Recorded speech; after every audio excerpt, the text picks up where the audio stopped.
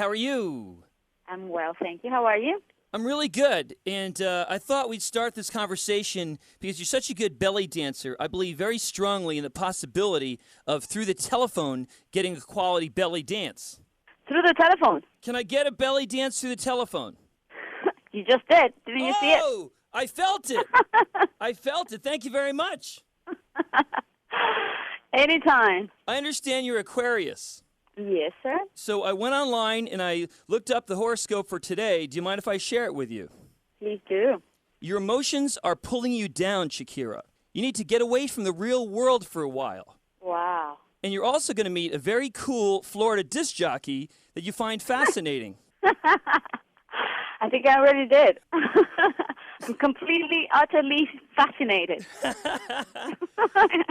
So are your emotions... Where did you get that horoscope? It's right on. Wow. Wow. Especially the last part of it. Really? Yeah. Is the real world getting you down today and you're trying to get away from it in your mind? That's why I decided to call you.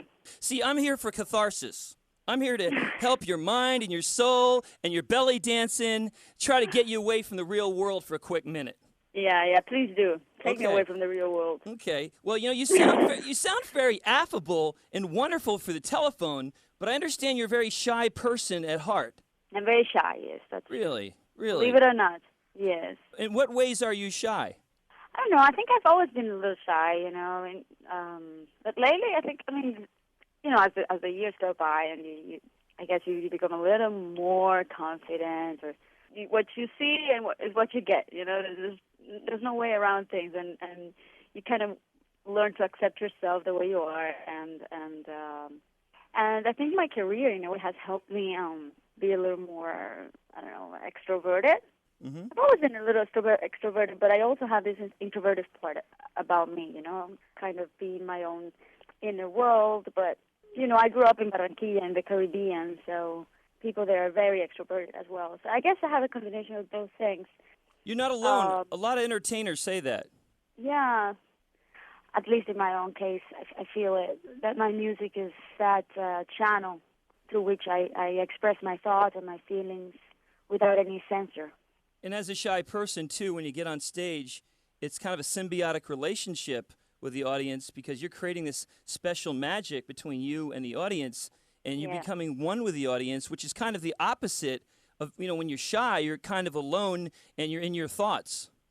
Yeah, when you're socializing in a normal level, when you're in a party or in a gathering or whatever, there are so many other things around you that hide the way you're feeling or the way,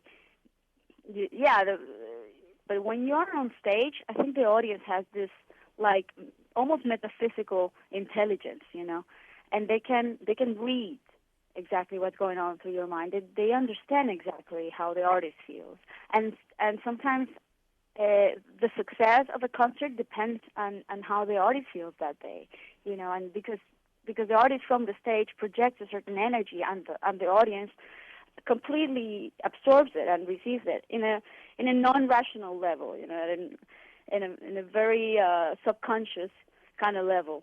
But they do know what's going on, and that is just something that I find incredible, and it doesn't get old. And I've done many, many shows in my life, but I find that to be completely real, that connection, that connection between the public and the artist at that kind of subconscious level.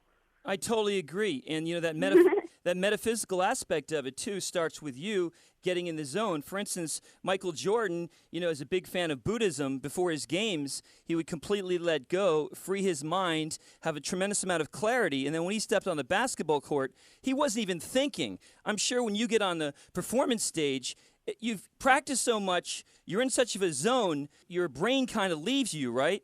That's true, yeah. It's like a trance in a way, right? Yeah. Yeah. I think it's very, very interesting. And aside from your shyness, what's one big insecurity of yours that most of us don't know?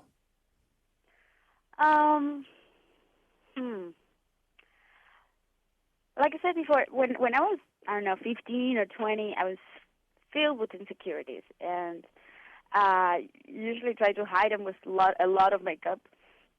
But a few years ago, I decided to wear less and less makeup and started to see my real face and to be in peace with who I am. And I think that's what's so great about growing up. I think that there are some things that you leave behind, but you encounter this new confidence that is in a way your security blanket, right? Sure. We all have insecurities, of course. I still have my insecurities. It's a journey, isn't it? It's a journey, absolutely.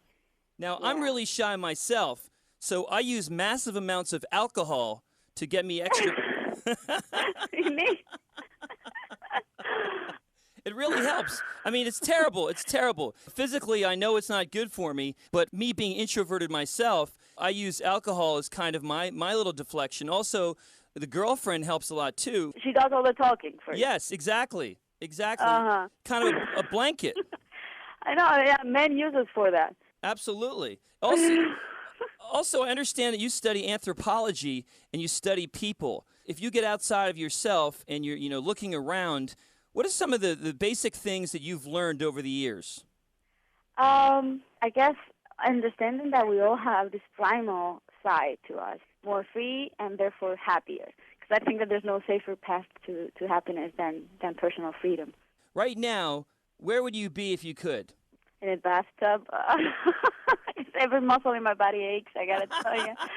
I've been dancing lately and preparing the live show for She-Wolf and other songs for this new album, and so I've been dancing a lot, rehearsing, and I'm pretty sore. So yeah, I'll be in a bathtub with some Epsom salt.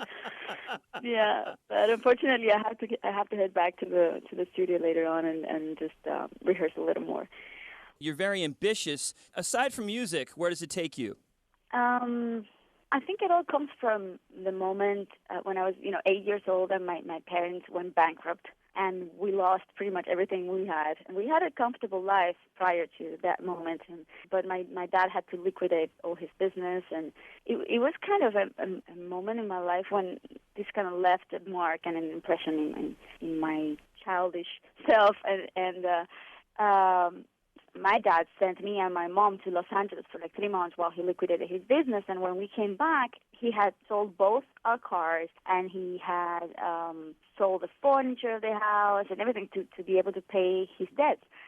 So imagine kind of trauma, or the way that I assumed all this. So my parents took me to the park to show me all the kids in town that were sniffing glue and who were orphans and didn't have anything at all. They wanted to show me another reality which was much worse than mine, and that left an impression in my impressionable mind.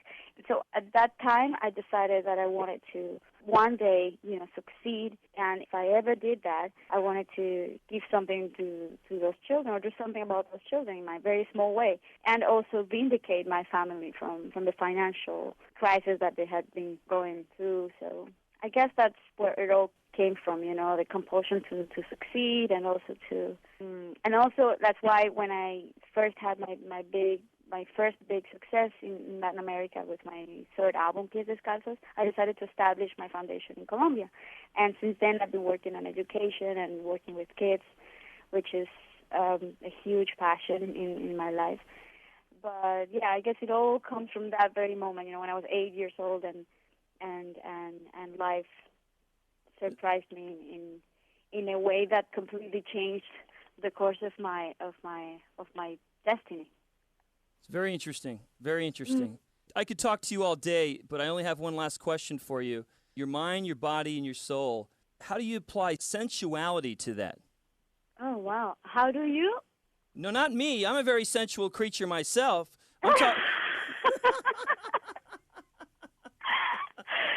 Well, that's the answer, it just comes. It just comes.